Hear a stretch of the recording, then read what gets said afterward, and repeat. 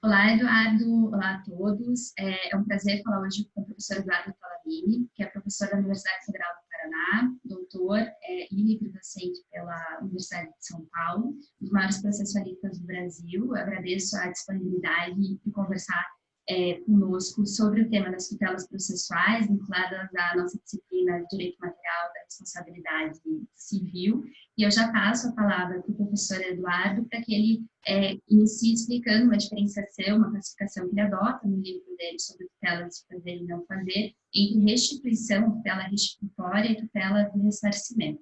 Professor Eduardo, a palavra é sua.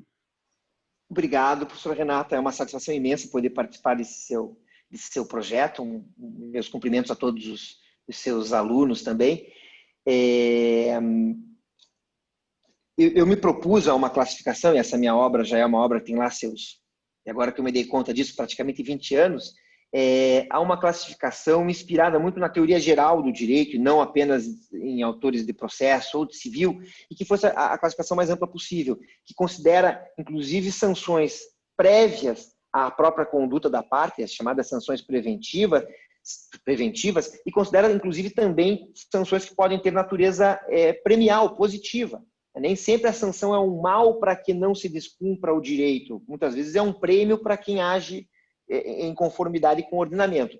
Então, falando das sanções que seriam já assim, não as preventivas, nem as simultâneas à conduta da parte, que são, digamos assim, posteriores à conduta da parte. Eu tenho medidas que são retributivas, positivas e negativas. Retributiva, por excelência, é a pena criminal, a multa contratual. Eu tenho penas retributivas, ou seja, uma resposta que se dá como um bem ou um mal, que são positivas, que é o prêmio para quem cumpre lá determinadas metas, atinge determinados resultados. O ordenamento, às vezes, prevê esse tipo de situação. E daí eu tenho propriamente as sanções que nos importam, que eu classificaria aqui em dois grandes grupos: as restituitórias e as ressarcitórias. E essa distinção que eu faço, eu concordo, nem sempre ela é feita, até porque o nome restituitória é um tanto enganoso. Quando eu penso em sanção restituitória, eu me refiro à sanção necessária para fazer com que se tenha aquele resultado que haveria se o direito tivesse sido normalmente cumprido. Aquele resultado específico que se teria se o direito não tivesse sido violado.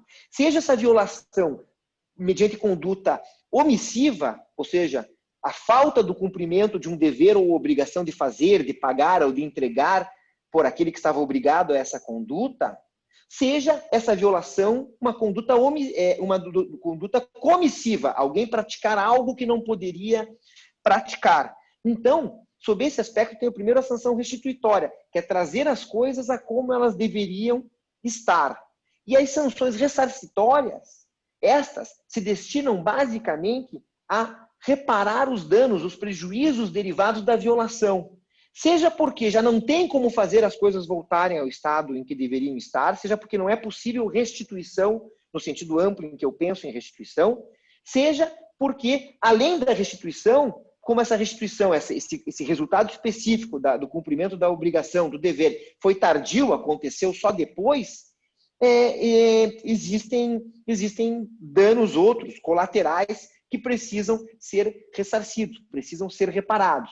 Então, se alguém leva embora o meu carro da minha casa emprestado e não me devolve, eu reaver o meu veículo é uma restituição. E até que é fácil de imaginar, porque a gente até chama isso mesmo de restituição do bem.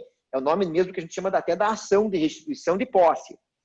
Mas também, se eu compro o veículo na concessionária e vou embora, esse veículo nunca foi meu, e vou embora, pago tudo, e me dizem, amanhã seu veículo está aqui, é só vir buscar, e não me entregam amanhã, não me entregam depois, nem depois, e eu entro com uma ação para obter aquele veículo novo, isso também é ainda, no meu ponto de vista, uma sanção restituitória. O que mostra que restituir não é só fazer a coisa voltar, e essa foi uma observação que a professora Renata fez na conversa rápida que a gente teve antes. Restituir não é sempre fazer voltar ao estado anterior, é fazer ter o estado que eu teria com o cumprimento da obrigação. Então, a concessionária tinha a obrigação de me entregar o veículo, não entregou, eu vou reaver o veículo. Isso tudo está, para mim, nessa classificação de busca do resultado específico que a observância do direito daria. Isso eu chamo de restituição. Tudo bem, nos dois exemplos que eu dei, até o próprio objeto é um bem Num caso, é propriamente restituí-lo no sentido que a gente está acostumado a usar na nossa vida diária.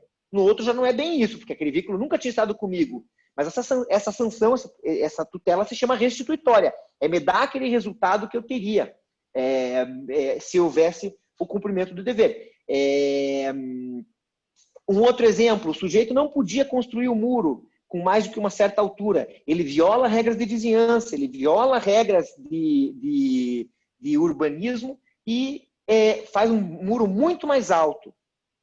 No meu ponto de vista, desfazer o muro até a altura correta, na classificação que eu sigo, isso é simplesmente fazer a coisa voltar a ser como ela deveria ser. Então, isso não é reparação, não é ressarcimento, isso é restituição. Muito bem. Ao lado disso, existe um outro conjunto de sanções repressivas, sanções que são posteriores à conduta da parte, que são ressarcitórias, que é indenizar, que é reparar o dano que eu sofri. Ou me compensar pelo dano, ou eu reparo porque eu vejo uma exata equivalência pecuniária no dano que eu tive, eu tenho como reparar, ou se não existe essa equivalência, eu vou ser compensado. Então, eu fiquei privado do veículo. Aquele veículo que eu comprei, que ia ser me entregue amanhã, dia 29, só me é entregue daqui a 2 meses. Seja porque finalmente daí a concessionária resolveu entregar espontaneamente, seja porque deu certo a medida judicial que eu adotei para isso. Seja porque for, eu fiquei 2 meses sem o veículo e tive prejuízos, não pude usar o veículo como eu ia usar para o meu comércio, ou mesmo para a minha vida particular. Tive prejuízos com isso. Aí eu vou receber ressarcimento, vou receber uma reparação.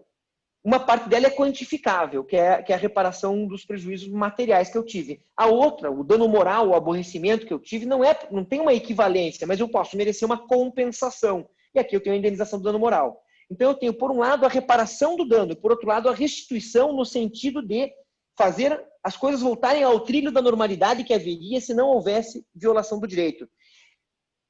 E eu faço essa distinção, insisto muito nela, para dizer o seguinte, e acho que aqui está uma parte da chave da questão. No terreno daquilo que eu chamo de restituição, a primazia absoluta é pelo resultado específico, é por ter aquilo que deveria ter ocorrido, é por gerar aquele resultado que deveria ter acontecido se não houvesse violação do ordenamento, se não houvesse descumprimento da obrigação contratual, se não houvesse violação do dever legal e assim por diante. Aqui a preferência é sempre pela forma específica. Até não existe outra modalidade que não é essa, forma específica. Ok, vai haver casos em que minha forma específica é dinheiro mesmo. Se alguém tem uma dívida em dinheiro comigo e não paga, nesse caso, eu obter dinheiro com ele é nada mais, nada menos do que obter especificamente aquilo que eu fazia jus desde sempre. Então, a restituição pode ter até por objeto dinheiro, mas naqueles casos em que dinheiro era o que eu iria receber com o cumprimento normal da obrigação. Aqui, então, a preferência é pelo resultado específico, que pode ser, inclusive, dinheiro, nesse último exemplo que eu dei. Quando eu vou para o problema da reparação ou da compensação do dano patrimonial ou moral que eu sofri, ali eu acho que muda a equação. No nosso ordenamento, a preferência, a primazia é da reparação em quantia. Reparação por equivalente, reparação em dinheiro, né? Reparação pecuniária. Aqui a exceção é o ressarcimento em forma específica. Então, isso eu acho que gera uma certa confusão. Há autores que chamam de ressarcimento em forma específica, não a reparação do dano, mas a pura e simples produção daquele resultado que o cumprimento da obrigação teria. Aquilo que eu chamei antes de restituição. Né? Eu acho que essa é a diferença fundamental. Então, se alguém faz lá aquele muro acima da altura certa, eu tenho sim o direito prioritário de derrubar o muro até a altura que eu pretendia não, que a lei dizia que o muro podia ter. E aqui, portanto, é claro que é uma primazia pelo resultado específico. Ninguém pode me impor que eu me contente com perdas e danos. Essa imposição só vai fazer sentido quando for absolutamente impossível obter o resultado específico. Quando for absolutamente impossível obter aquilo que seria com o cumprimento específico dos contratos, das normas contratuais ou legais. Né? Já na reparação é diferente. O nosso sistema, se a gente for ver lá o que o código diz, ele fala em perdas e danos quando há a violação, quando há o descumprimento de um dever legal ou a violação contratual. Os danos são prioritariamente indenizados em quantia. Daí ali é excepcional a reparação do dano em espécie. Na conversa com a professora Renata antes, eu dizia que as construções até para encontrar verdadeiros casos de ressarcimento em forma específica, ou seja, reparação de danos em forma específica, são até relativamente complexas ou controvertidas na classificação. Exemplo, o sujeito que, a empresa lá de ônibus, que no acidente de ônibus, o motorista dela acabou matando, né, no acidente morreu o pai de família. Reconhece a responsabilidade do motorista e, consequentemente, da empresa de ônibus por esse acidente. A empresa tem que responder para a família, tem que garantir o provento da família, que o pai de família garantiria. Uma obrigação indenizativa de natureza alimentar. Normalmente isso vai ser pago em dinheiro, mas se nós formos a parte de alimentos do código, está dito que os alimentos podem ser pagos em espécie. Então, eventualmente, pode-se imaginar que uma solução de ressarcimento em espécie. Mas isso é muito excepcional, no meu ponto de vista. Normalmente, essa reparação é em dinheiro. Então, seria essa a classificação que eu faria. Eu acho que eu já avancei também, em alguma medida, a uma outra resposta, a uma outra pergunta que você me faria, que é sobre qual é a primazia em cada caso, né? Obrigada, Eduardo. Eu vou te perguntar uma coisa que não estava exatamente no nosso script, mas que me surgiu durante a tua explicação. Quando você faz essa distinção de uma tutela que busca o resultado que haveria se o direito não houvesse sido violado e uma outra tutela que tem como fundamento o ressarcimento, eu poderia dizer que a primeira ela não precisa do dano para ser exigida e só a segunda, que estaria efetivamente dentro, vamos dizer, a minha disciplina aqui, os meus alunos que estão nos ouvindo são de responsabilidade civil, né? Ótimo. Então, que essa segunda faria sentido na reparação. O dano faria sentido, mas na primeira bastaria a violação, não necessariamente a ocorrência de um prejuízo. Exatamente. Eu acho que é exatamente isso. A reparação, a simples busca do resultado específico independe da comprovação de dano. Por isso que agora isso é até afirmado, eu acho que até é uma norma que está fora de lugar, ela seria heterotópica, mas isso hoje é afirmado no Código de Processo Civil, ao tratar da tutela de obrigação de fazer e não fazer, né? Há uma dada passagem aqui em que se diz que aqui, ó, para a concessão da tutela específica destinada a inibir a prática, a reiteração ou a continuação de um ilícito, ou a sua remoção, que é o que eu chamo de tutela restitutória, né? Tudo isso aqui está na tutela restitutória praticamente, né? É irrelevante a demonstração da ocorrência de dano ou da existência de culpa ou dolo, né? É claro que vai surgir uma outra discussão que é sobre a possibilidade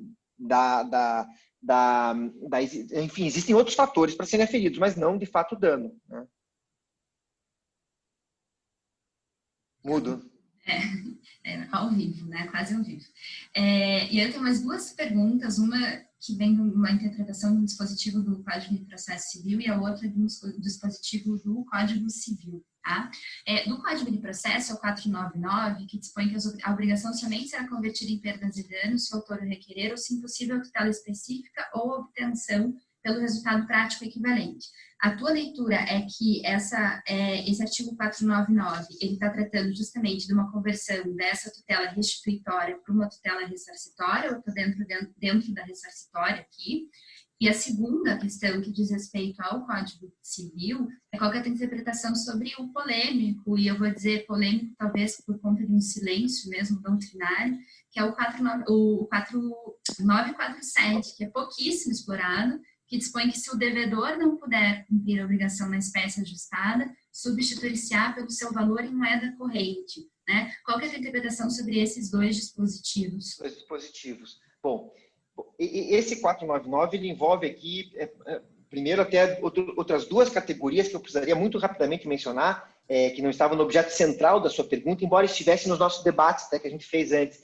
Ele alude a uma dicotomia, inclusive tutela específica e resultado prático equivalente. A gente poderia imaginar que esse resultado prático equivalente tem alguma natureza de alguma modalidade mesmo, de alguma categoria do direito material. E não é. Aqui, tutela específica e resultado prático equivalente, no processo civil, quer significar só, nos dois casos, obter o resultado específico da obrigação, né? Aquilo que seria o resultado que seria com o cumprimento dela.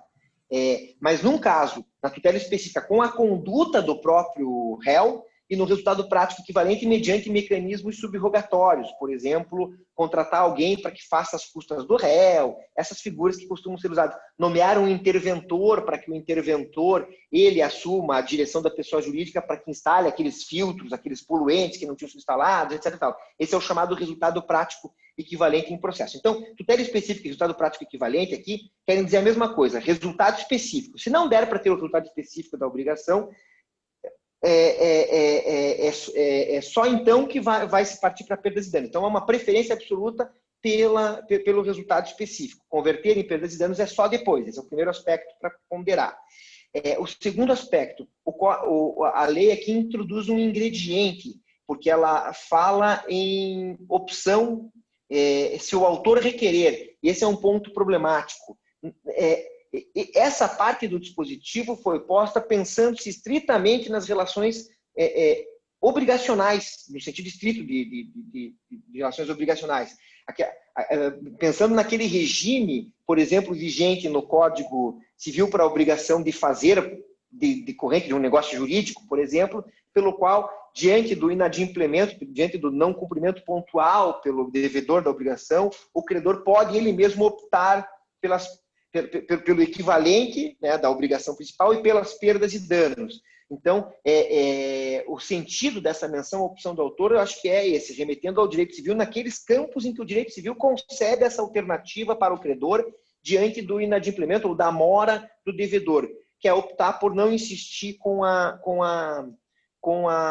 o resultado específico do cumprimento e aceitar o equivalente e mais perdas e danos outros além do equivalente. Agora, isso não reflete a realidade para todos os terrenos do direito, né? Existem campos do direito em que aquele que está na posição, digamos assim, de credor, de titular do direito, a observância de um determinado dever, não tem essa pura e simples disponibilidade para dizer, pronto, não quero mais aquele resultado específico, quero pura e simplesmente o equivalente. São campos em que isso é inconcebível. Por exemplo, a gente falava antes aqui conversando, é inconcebível que o Ministério Público ou qualquer legitimado numa ação coletiva que visa coibir uma determinada conduta de uma empresa que é poluente, que ele diga, eu vou abrir mão, eu não quero, por opção eu não quero o resultado específico de eliminar a poluição. Bastam perdas e danos, mesmo para o futuro. Ok, para o passado a gente entende, ninguém aqui discute que o que já aconteceu para o passado vai ter que ser objeto de algum tipo de reparação, algum tipo de indenização, se forem danos, inclusive, que não possam mais ser desfeitos e tudo mais. Agora, dali para o futuro, ele jamais poderia dizer, abro mão de perseguir a eliminação da emissão da substância poluente, abro mão de perseguir a busca de instalação de filtros na fábrica, etc. e tal, porque eu vou pedir simplesmente perdas e danos. Parece-me que aqui não há esse regime, porque isso não tem nada a ver lá com aquele regime, daí não é um campo do direito que se submete àquele regime do direito contratual, obrigacional, né? Mais especificamente falando de opção. Não sei se aqui respondi plenamente ao que estava, né, aos focos de sua preocupação, mas são essas as questões aqui que mais me impressionam. Além disso, o 499 ele é pouco preciso, porque ele fala só em perdas e danos, quando ele quer se referir à obtenção do equivalente em pecúnia do próprio objeto principal, mais perdas e danos, né? Perdas e danos que podem ocorrer, inclusive, se ele não quiser o equivalente em pecúnia do objeto principal, se ele continuar perseguindo o próprio resultado específico, o próprio cumprimento específico do dever ou obrigação, também pode haver, e normalmente haverá perdas e danos derivados da mora, né? Quanto ao 947 o 947 do Código Civil, que tá. É o 947 problema aqui do... Desculpe, tá? Não estava fugindo dele não, eu só tinha me empolgado. O 947 tem a seguinte redação, pessoal. Se o devedor não puder cumprir a prestação na espécie ajustada, substituir-se-á pelo seu valor em moeda corrente. Isso está inserido, o grande problema é que essa regra que fala em devedor e prestação foi inserida num contexto em que se está falando de indenização. Indenização, inclusive, por ato ilícito em sentido extracontratual, né? Inclusive, indenização pela violação de deveres legais outros que não o simples descumprimento, inadimplemento obrigacional. Né? Então, a professora Renata comentava, o Ponte de Miranda pretende extrair daí uma preferência por ressarcimentos em forma específica, por indenizações em forma específica. E eu respondia para ela, veja só, eu sempre li esse artigo num outro contexto, um artigo que está fora de lugar, né, porque ele tem muito mais a ver com inadimplemento obrigacional, porque ele fala em devedor e fala em prestação, né? E o que ele quer chamar aqui de indenização é o equivalente, né? Não havendo o cumprimento específico, pode pedir o equivalente, ou seja, uma regra que, sob esse aspecto, não inovaria. Isso, inclusive, explicaria por que ninguém fica por aí pedindo ressarcimento em forma específica, porque se essa regra tiver o significado, né, de que falávamos antes, se ela for a consagração da preferência pelo resultado específico, muito mais gente poderia estar usando o resultado específico, a busca do resultado específico. E alguém pode até perguntar, mas por quê? Qual é a diferença num caso e no outro? Qual é a vantagem disso? Do ponto de vista processual, os mecanismos que podem ser usados para a busca de uma tutela que envolva obrigação de fazer são muito mais drásticos do que aqueles que a gente usa na execução por quantia certa.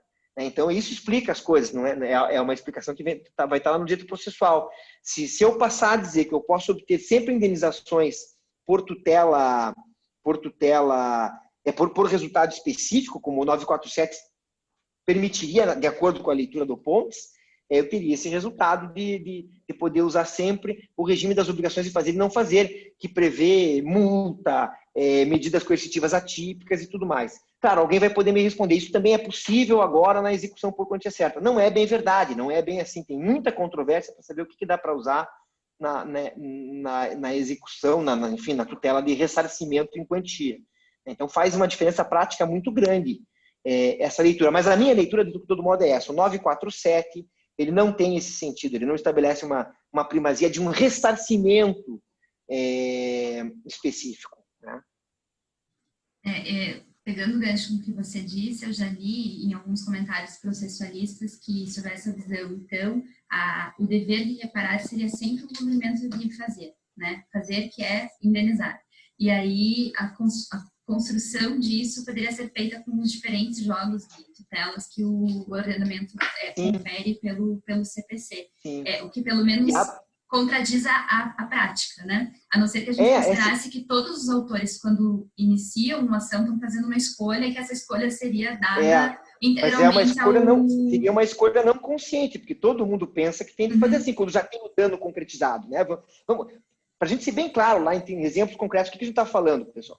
Eu vou voltar para aquele exemplo. Se alguém levou meu carro para casa dele, emprestado, ou para consertar e não devolveu, eu ir buscar o meu carro, né, não há dúvidas de que aqui o que a gente está buscando mesmo é o resultado específico que a gente queria em qualquer caso e não tem nada a ver com a indenização, né? Simplesmente retomar, né, aquilo que o código aqui chama de tutela de remoção do ilícito, né? Cessar uma conduta ilícita. Vou lá e busco o meu carro de volta. Aí todo mundo concorda que é isso que dá para fazer, que é isso que deve ser feito. Aquele carro é meu, vou recolocar as coisas onde elas deveriam estar. Do mesmo modo, se eu consigo do juiz uma ordem para que a concessionária me entregue o carro que ela estava me devendo, também, não há dúvida, isso também é possível. É isso que o Código Civil diz, que a parte tem primeiro o direito de receber o bem objeto da obrigação estabelecida em favor dela. Até aí tudo bem. O que a professora Renata e eu estamos aqui conversando, cogitando agora, é que pela leitura que autores como Pontes de Miranda, ou mesmo o Marinoni, talvez, façam do 947, quando surge o próprio dano, né, quando surge já um dano decorrente da conduta ilícita, a própria reparação do dano, dos prejuízos derivados daquela conduta, poderia ser feita também desse jeito, não em dinheiro, mas pela obtenção de um resultado prático que apagasse aquele dano. Então, por exemplo, ficar bem claro, se alguém batesse no meu carro, no trânsito, e fosse o culpado, em vez de eu obter perdas e danos, pagamento em quantia, eu poderia entrar com uma ação de tutela de fazer contra esse sujeito para forçá-lo a me devolver o carro consertado, ou forçá-lo a me entregar outro carro, se aquele tivesse tido perda total. E não é o que se faz na prática, e se vocês tentarem fazer na prática, não vai dar certo, o juiz vai dizer que não é isso. Então, esse é um daqueles casos que, se for desse jeito que esses autores que nós estamos mencionando aqui, se for desse jeito que eles estão dizendo, ninguém ainda percebeu isso, e a nossa realidade é outra. E o direito é, acima de tudo, uma realidade, é aquilo que ele é praticado, né?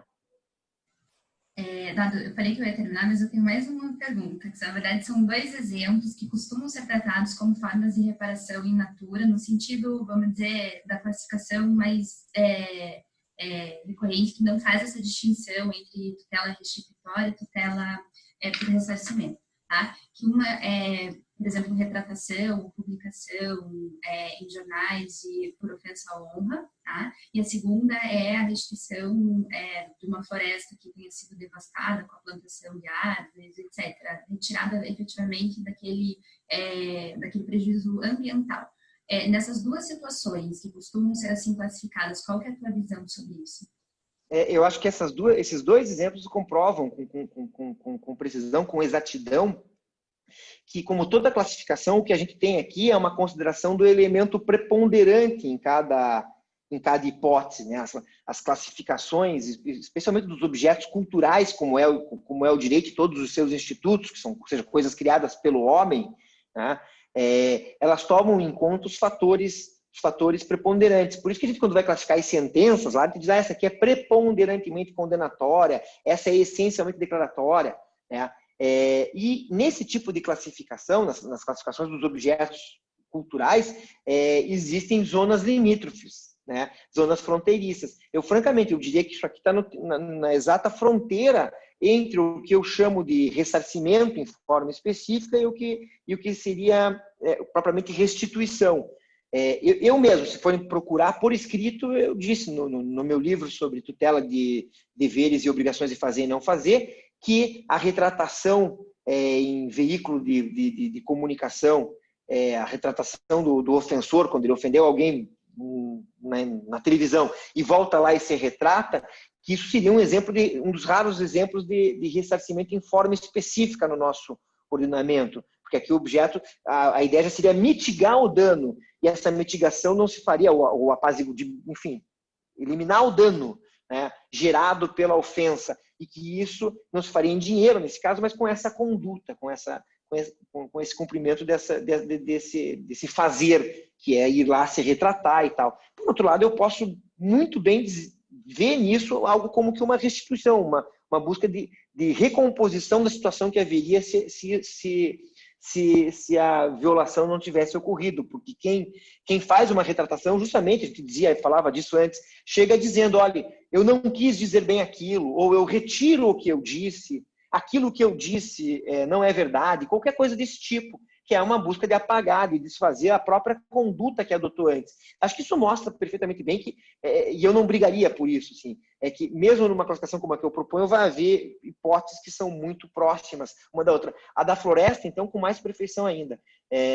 Embora eu tenda a dizer ali que aquilo é prevalentemente uma restituição, é uma reconstituição da situação anterior, né? Mas o que prova, enfim, que de fato tudo isso é uma questão de gradação, de qual é a função primordial dessa sanção, dessa tutela, né? E com base na função primordial eu vou classificá-la como sendo mais isso ou mais aquilo, mas chega em casos em que elas estão muito próximas uma da outra. E você não me perguntou, mas deixa eu só dizer mais uma coisinha. Alguém poderia dizer, mas então por que diabos você insiste em separar restituição de reparação, de ressarcimento? Por que você insiste em destacar as hipóteses em que o que se busca é simplesmente trazer a coisa para os trilhos, né, e para o estado em que haveria, se houvesse o puro e simples cumprimento do dever ou obrigação, e você separa isso da hipótese em que há propriamente neutralização ou compensação dos danos derivados da violação? Por que você não deixa tudo junto? Daí você não tem que se preocupar com a classificação da reconstituição da floresta